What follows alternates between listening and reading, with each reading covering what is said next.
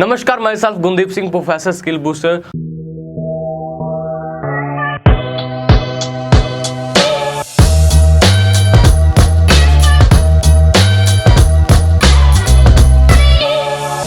और आज की हमारी इस वीडियो में हम आपको एक वही फॉर्मूला बताने जा रहे हैं जिसके थ्रू आप स्मार्ट एम्प्लॉयज, खुद से स्मार्ट एम्प्लॉयज को हायर कर सकते हैं। क्योंकि आजकल जो हर बिजनेस ओनर है, हर जो एंटरप्रेन्योर है, वो ये चाहता है कि कैसे हम ऐसे एम्प्लॉयज को हायर करें जो अकेला ही 4-5 एम्प्लॉयज का काम संभाल सके और एज ए रिजल्ट उनकी क्या है, कॉस्ट कम हो और रेवेन्यू ज़्यादा हो। और इस वीडियो में हम डिस्कस करेंगे एक फ्रेमवर्क जिसके थ्रू क्या है, जिसकी इंप्लीमेंटेशन से क्या है कि आप एक से एक स्मार्ट एम्प्लॉय को हायर कर सकोगे। इस फॉर्मूले को हमने नाम दिया है गिरी टॉक। देखिए, ये जो फॉर्मूला है ये आपकी कंपनी का चाहे कोई भी डिपार्टमेंट हो, चाहे आपकी कंपनी में कोई भी हायरिंग डिपार्टमेंट हो, एचआर हो, या आप खुद इंटरव्यूज लेते हैं या कोई आपने कंसल्टेंट हायर किया हो, अगर आप इन फैक्टर्स के अकॉर्डिंग अपनी हायर करते हो तो आई एम श्योर जो आपके एम्प्लॉयज की हायरिंग होगी वो एक काइंड ऑफ बहुत ही स्मार्ट वे से होगी। और उस वे से जो आप एम्प्लॉयज हायर करोगे वो नॉर्मल एम्प्लॉयज से कम ज्यादा नहीं तो 10 से 20 गुना ज्यादा स्मार्ट होंगे। तो आगे बढ़ते हैं इस फ्रेमवर्क के साथ जिसका नाम मैंने बताया है गिरी टॉक। तो जी आगे बढ़ते हैं इस फ्रेमवर्क के साथ। जैसे ये गिरी टॉक वर्ड बना है 7 वर्ड से, GIRITOC, गिरी टॉक। Grit, intent, rigour, impact, team work, ownership and curiosity. जी हाँ, ये है वो 7 स्टेप जिनके थ्रू आप अपनी एक स्मार्ट हायरिंग कर सकते हैं। एक बार फिर से, grit, intent, rigour, impact, team work, ownership and curiosity. तो आइए हम आगे इन सबको अलग अलग समझते हैं। ग्रिट का मतलब है आप जिस एम्प्लॉय को हायर करने जा रहे हो उसमें कितनी पावर है, कितनी पेशेंस है कि वो हर जो सिचुएशन है उसको कैसे डील कर सकता है।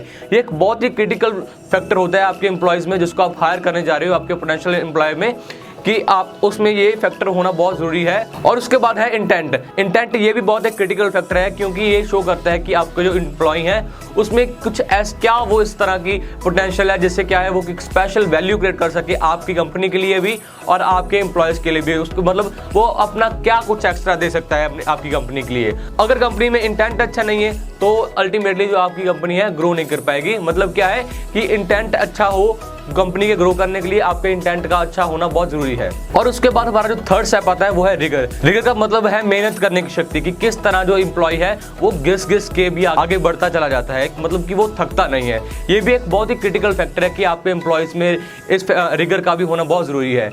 और उसके बाद आता है इम्पैक्ट। इम्पैक्ट का मतलब क्या है कि इम्पैक्ट में है कि आप कैसे, किस प्रकार से ऐसे अच्छे डिसीजन ले सकें जो कि आपकी कंपनी का एक अच्छा इम्पैक्ट क्रिएट करे और वो इम्पैक्ट आगे चल के आपके कस्टमर की लाइफ में एक बड़ी वैल्यू क्रिएट करे। और फिफ्थ फैक्टर जो है वो है टीम वर्क। देखिए, ये एक बहुत ही सिंपल है बट एक बहुत ही मस्ट फैक्टर है। क्योंकि अगर मान लीजिए आपके पास एक बहुत ही मास्टर एम्प्लॉय है, बहुत ही स्किल्ड एम्प्लॉय है, लेकिन अगर वो आपकी टीम में फिट नहीं हो रहा, आपकी टीम के साथ वर्क नहीं कर पा रहा, तो वो आपकी कंपनी में ज्यादा देर टिक नहीं सकेगा। क्योंकि आपको इंडिविजुअल कंट्रीब्यूटर नहीं चाहिए, आपको चाहिए टीम वर्क। तो इसके लिए कि आपका जो भी एम्प्लॉय है उसको टीम में भी फिट होना जरूरी है, काइंड ऑफ वो टीम वर्क कर सके। और इसके बाद बारी आती है ओनरशिप की। ओनरशिप देखिए ये बहुत ही सिंपल है। देखिए एक बहुत ही क्लियर कट सा फंडा है कि मान लीजिए बिजनेस के ओनर तो आप हैं, लेकिन आपने जो जिसको कोई काम दिया है, जिस एम्प्लॉय को काम देने जा रहे हैं, उसकी भी ओनरशिप होनी चाहिए। मतलब क्या है कि अगर उसको उसकी ओनरशिप फील होगी, ओनरशिप दी जाएगी, इसका फायदा आपको क्या होगा कि आपको बार बार चेक नहीं करना पड़ेगा कि हाँ काम हुआ या नहीं हुआ, आपको बार बार बॉदर नहीं करना पड़ेगा। तो इसे हम कहते हैं ओनरशिप, की काम के रिगार्डिंग उसकी ओनरशिप हो।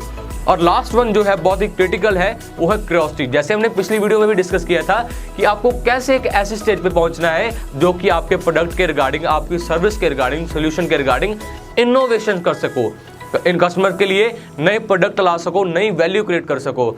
और वो तभी होगा अगर आपके एम्प्लॉयज में क्यूरियोसिटी है। नाउ लेट्स डिस्कस कि इसको इंप्लीमेंट कैसे करना है, इस फ्रेमवर्क को इंप्लीमेंट कैसे करना है।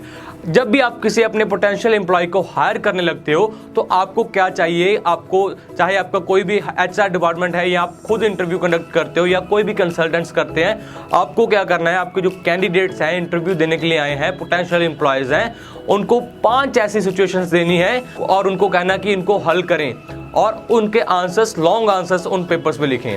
और जैसे ही वो जो आपके कैंडिडेट्स हैं वो आंसर्स लिखते हैं, उन सिचुएशंस के सॉल्यूशंस लिखते हैं, तो आपको क्या करना है, उनको रेटिंग करना है। रेटिंग कैसे करना है, 1 से 5 में रेटिंग करना है। और 1 का मतलब सबसे कम रेटिंग और 5 का मतलब सबसे ज्यादा रेटिंग। और अगर वो एम्प्लॉय जो कैंडिडेट है वो उस रेटिंग में 4 या 4 से ज़्यादा मार्क्स रेटिंग ले रहा है तो वो एक तरह से आपके लिए परफेक्ट एम्प्लॉय है, क्योंकि वो आपके कल्चर में फिट हो रहा है, वो ये हमारे जो 7 पैरामीटर हैं उनमें फिट हो रहा है। लेकिन अगर वो एम्प्लॉय जो है आपके 2 या 2 से कम रेटिंग ले रहा है तो आप उसे हायर मत करें।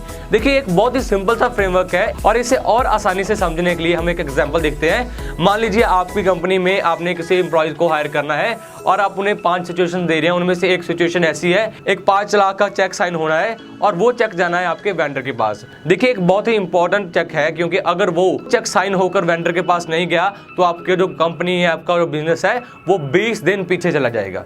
लेकिन अब यहाँ पे चैलेंजिंग सिचुएशन क्या है कि जो साइनिंग अथॉरिटी है, जो चेक पे साइन करने वाले हैं, सारे बॉस हैं, सारे ओनर्स हैं, वो आउट ऑफ स्टेशन है, उनका phone kind of out of reach है, मतलब स्विच ऑफ है यहाँ। तो अब वो एम्प्लॉय क्या करेगा कि किस प्रकार से, उसे पता तो है कि ये चेक जो है साइन करवाना बहुत ज़रूरी है, क्योंकि अगर ये ना हुआ तो मेरी कंपनी जो है 20 दिन पीछे चली जाएगी, और अगर ये मैंने कर दिया, अगर ये मैंने किसी प्रकार से करवा लिया तो मेरी जो कंपनी है वो 20 दिन आगे रन करेगी।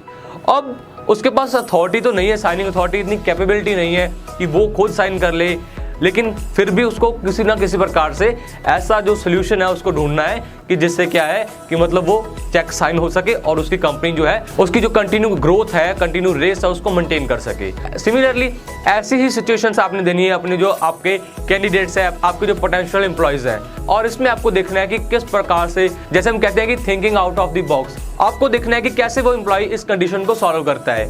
और जैसे जैसे वो एम्प्लॉय आपके क्वेश्चंस के आंसर देता जाएगा, आप रेटिंग करते जाओगे। अगर वो 4 या 4 से ज़्यादा रेटिंग ले रहा है तो वो आपके लिए फिट है, अदरवाइज आप उसे मतलब हायर मत करें। तो ये एक बहुत ही सिंपल सा फ्रेमवर्क है। आपको क्या करना है सिंपली कि 5 ऐसी सिचुएशंस क्रिएट करनी है। जब भी आप नए एम्प्लॉयज़ को हायर करने लगते हो तो आपको वो 5 सिचुएशंस उनको देनी है, जिनके थ्रू क्या है वो अपनी जो कैपेबिलिटी शो करेंगे और अपने आप को प्रूव करेंगे आपकी फर्म में एम्प्लॉय होने के लिए। तो अब आपको क्या करना है कि आपको इस फ्रेमवर्क को याद रखना है और इम्प्लीमेंट करना है, क्योंकि जितने ज़्यादा स्मार्ट एम्प्लॉयज़ होंगे उतना ही ज़्यादा आपका समय अनलॉक होगा, और जितना आपका समय अनलॉक होगा उतना ही आपका क्या है काइंड ऑफ बड़ी वैल्यू क्रिएट होगी। और बड़ी वैल्यू क्रिएट होने से क्या है कि आपका जो एक तो इमेज भी बनेगी और आपका प्रॉफिट भी बनेगा।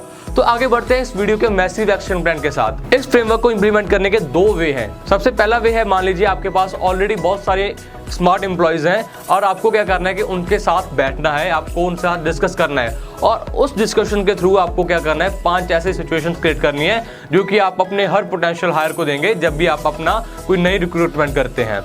लेकिन उसमें दूसरी सिचुएशन क्या है कि मान लें आपके पास अभी कोई ज़्यादा एम्प्लॉयज़ नहीं है, आप अकेले ही हैं, कोई स्मार्ट एम्प्लॉयज़ नहीं है, तो उस वक्त जब आप उन 5 सिचुएशन को क्रिएट करोगे, हो सकता है आपके बीच में बायस आ जाए। मतलब क्या है कि जब आप उन सिचुएशन को क्रिएट करोगे तो हो सकता है कि आप सोचे कि नहीं यार, सिर्फ मैं ही एक परफेक्ट एम्प्लॉय हूँ, कि मैं ही एक परफेक्ट पर्सन हूँ कि जो इन 5 सिचुएशन का आंसर दे सकता है, लेकिन जो कि एक गलत सिचुएशन है। इस केस में आप क्या कर सकते हैं कि आप एक कंसल्टेंट हायर कर सकते हैं। ऐसा कंसल्टेंट जिसको बिजनेस स्ट्रेटजी में, HR सोर्सेस में या बिजनेस स्ट्रेटजी में आपके ही जैसे बिजनेस को कंसल्ट किया हो।